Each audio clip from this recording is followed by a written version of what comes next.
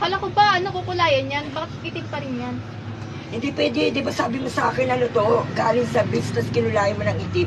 Buti ka niriban ko nga to eh, dahil bawal i-riban talaga to, ginawa ko to, Brazilian ribbon, para hindi magdamit sa buhok niya. Eh paano yan? Kalahati ka na lang ibabayaran. Ay, hindi pa pwede to. Mamura na nga binigay ko sa kanya, 1.5 eh. Magkano bibigay mo? Eh kasi walang kulay oh. Bibigyan kita ng 500. Ay, ang Kasi kapal ng 500. mukha mo, hindi pa pwedeng ganyan ginagawa nyo. Ang kapal ng pagmumukha nyo. Pagkatapos sa gawa, saka sasabihin nyo, 500. Hindi pa pwede yan. Hindi mo naman kasi sinabi agad. Ay, hindi, pangis ka bang ginagawa nyo dyan. Huwag tayong ganyan. Magbubuda lang ginagawa nyo dyan ng 500. Ang tagal-tagal. Walang oras ko may ginawa ito, tapos 500. Hindi pa pwede yan. Eh wala nga kulay eh. Ano walang kulay? Usapan talaga, usapan, 1.5. Pinag-usapan, di ba 1.5 yan?